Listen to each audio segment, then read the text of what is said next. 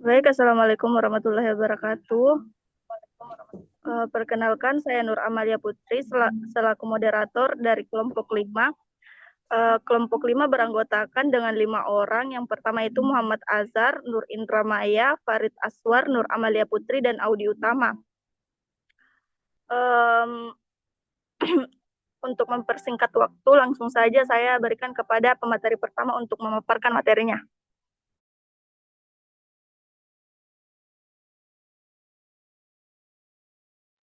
Baik, terima kasih atas kesempatan yang diberikan oleh moderator.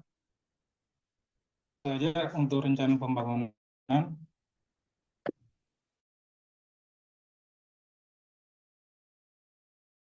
pendapat pemerintahan sekaligus ibu kota dari Provinsi Sulawesi Barat. Memiliki luas wilayah 4,979,89 km pangkat 2 dan berpenduduk sebanyak 286,699 jiwa. Kabupaten Mamuju memiliki topografi bervariasi, yaitu berupa pesisir hingga pegunungan. Ketinggian wilayah Kota Mamuju antara 0 sampai dengan kurang lebih 1.500 meter di atas permukaan air laut. Dengan titik tertinggi berada di Gunung Adang, Batangbolo, sungai-sungai besar yang ada di Kota Mamuju di antaranya Sungai Mamuju, Sungai Karema, Sungai Simboro, Sungai Handong, dan Sungai Tampala dan Sungai Marunda.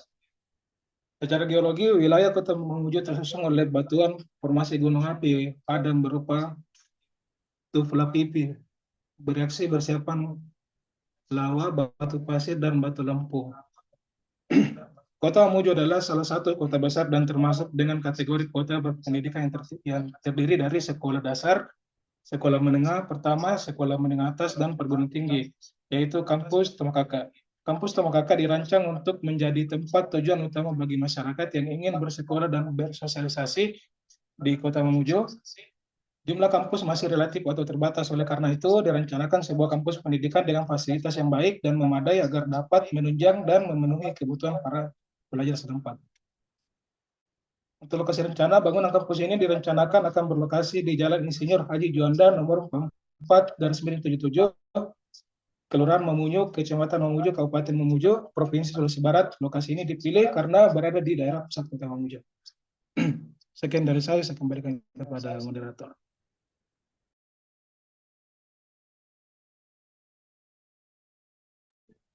Baik, itulah tadi Baik, itulah tadi pemaparan materi dari kelompok. Ayo ulang-ulang, kat anu di potong.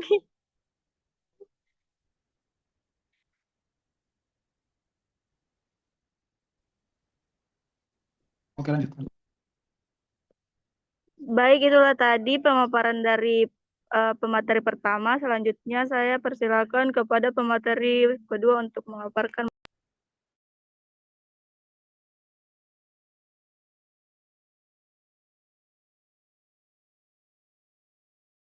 Baik, langsung saja. Pembebanan struktur. 1. Beban mati. Beban mati yang direncanakan pada modifikasi struktur ini berdasarkan peraturan PPIUG 1983. Beban mati mencakup beton bertulang, tegel atau bin, spesi dengan tebal 2,5 cm, plafon dan penggantung, granit, dinding. Sedangkan beban hidup yang digunakan sesuai dengan SNI 1727 2020 tentang beban desain minimum dan kriteria untuk bangunan gedung dan struktur lantainya, yang mencakup lantai 400 kg, beban hujan 20 kg, beban atap 96 kg, beban tangga 400 kg.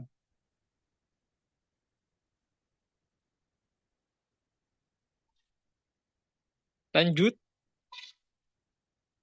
Dan beban angin, perencanaan beban angin mengikuti SNI 1723 2013 tentang beban minimum untuk perancangan bangunan gedung dan struktur lain. 2. Beban gempa. Beban gempa yang digunakan akan disesuaikan dengan SNI 1726 2019 tentang tata cara perencanaan ketahanan gempa untuk struktur bangunan gedung dan non-gedung.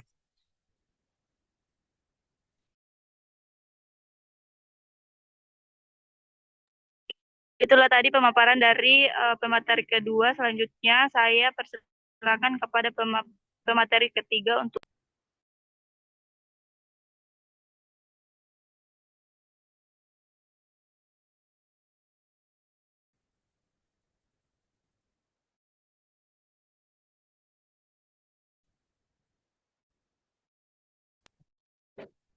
Baik, terima kasih atas kesempatan yang diberikan. Selanjutnya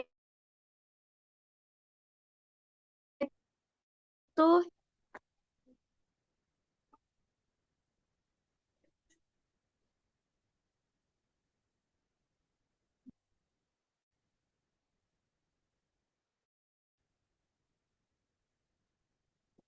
studi literatur. Perencanaan modifikasi struktur gedung ini menggunakan berbagai sumber literatur yang akan digunakan sebagai pedoman serta acuan dalam perencanaan struktur gedung yang benar dan sesuai dengan peraturan yang ditetapkan.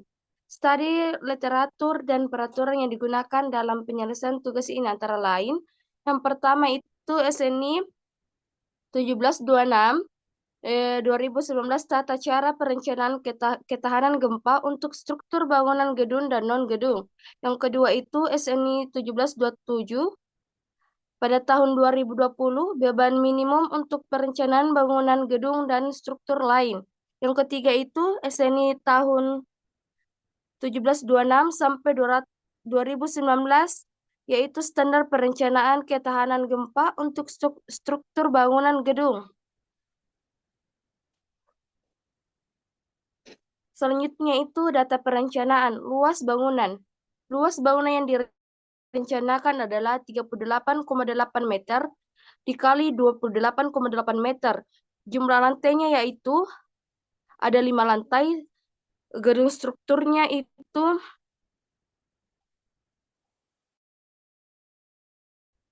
menggunakan beton bertulang. Jenis pondasi yang digunakan adalah mini pile.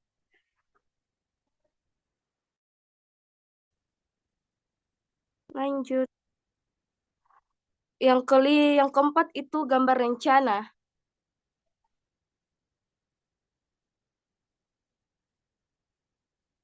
Adapun desain dari denah lantai 1 dengan 2.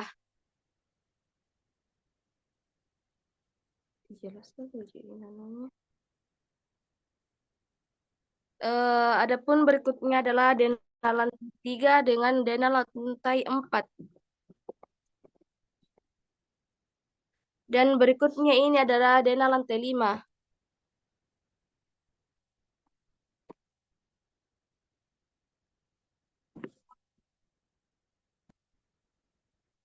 Adapun gambar tampak gedung yaitu tampak depan, tampak belakang, tampak samping kiri dengan tampak samping kanan.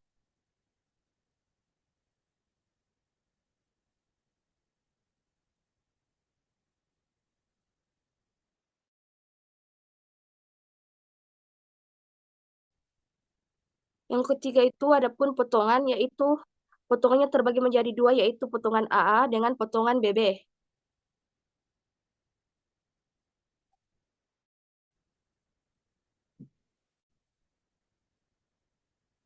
Sekian saya kembalikan ke moderator.